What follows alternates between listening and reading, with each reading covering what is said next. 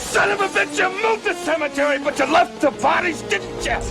You son of a bitch, you left the bodies and you only moved the headstones! You only moved the headstones! Why? Why? You're probably wondering what that movie snippet has to do with this conversation. Not to insult anyone, but I have said on more than one occasion, this is a high-level podcast. I'm going to do 3 things. I'm going to inform, educate, and entertain. I just tend to do this in an unconventional way. Now, today's topic, the hip drop tackle. Now, to be honest with you, I had no clue what it was until I saw it on YouTube. A hip drop tackle is when a defender wraps up the offensive player on the side or from behind, becoming dead weight while landing on the player's leg. The technique has become popular as many players nowadays are faster and stronger, and this is giving the smaller defenders a chance in the league. Dumb. But I do understand the rationale behind the competition committee banning this move. By banning this tackle, the belief is there will be a reduction in injuries. League executives began saying last year inflicted injuries at 25 times the rate of an average tackle. And this wasn't just any injury. The league's Healthy and Safety Committee said that this was a time loss injury. Robert Griffin III, or Robert Griffin III, another former player-turned-commentator, posted a video to his X feed and wrote, "With the NFL unanimously voting to ban the hip drop tackle, it's only a matter of time before football as we know it is just physical flag football." Let's take a trip back. How far back? Oh, way back. Way back to a simpler and more violent time in football. The year is 1906, and in college football terms, this is the year best known as the year the forward pass was legalized. The major focus of the changes in the league at this time was to make the game less brutal. Mind you, this was when they were either wearing leather helmets or nothing at all. When I was in the Army, we had these people that I referred to as the good idea people. You know, some egghead with nothing but book knowledge and not a lick of time in the box, coming up with something that looks good on paper.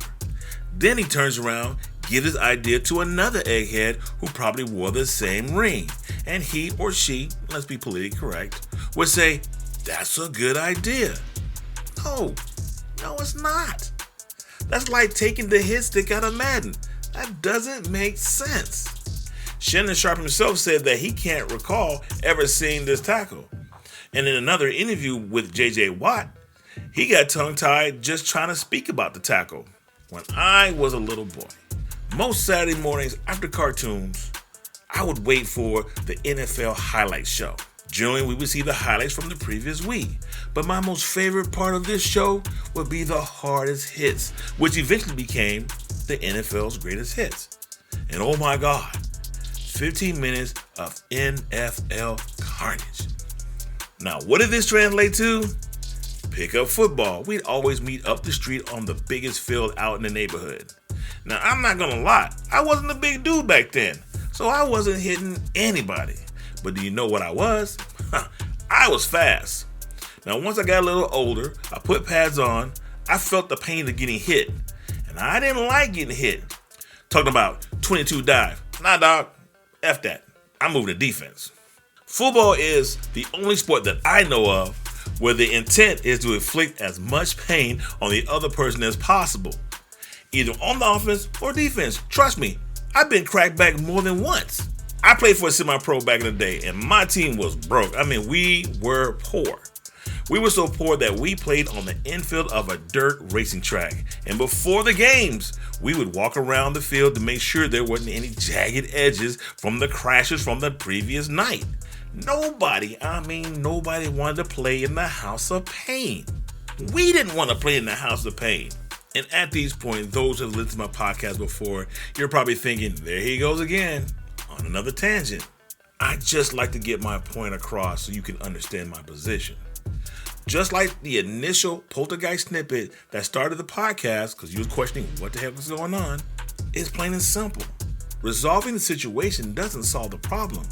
Just like moving the headstones and not the bodies didn't fix the issue.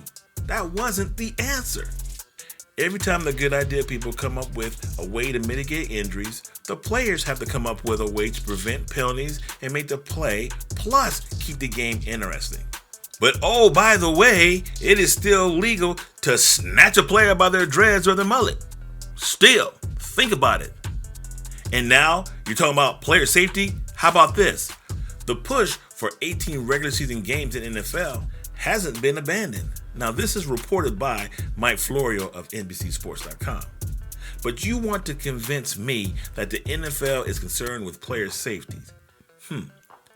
It's no secret that the NFL is a violent sport and has left many players with serious injuries. But it's more than just a violent sport. George Kittle, the San Francisco 49er tight end, said that playing football is like being in a car accident every game. But the question is, why? Why do they still play it knowing this fact? I know I left a lot of you scratching your head when I talked about playing on the infield of a dirt track. You were probably trying to figure out what was the significance of that story. It seems like sometimes I'm just talking. Bruh. I wasn't even getting paid. Most players stay in for the love of the game. They understand the risk, and at this point, it's just not the same as what they remember when they were kids. And for the final word, good idea, people, the answer to your issue or situation isn't always the solution to your problem. This is Brian Matthews, and I'm out.